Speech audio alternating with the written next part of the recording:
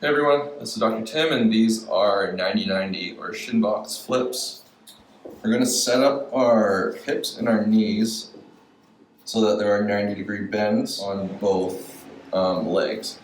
To start, have your hands and just post them back behind you, and then as we flip to the other side, you're just going to fall into the same position.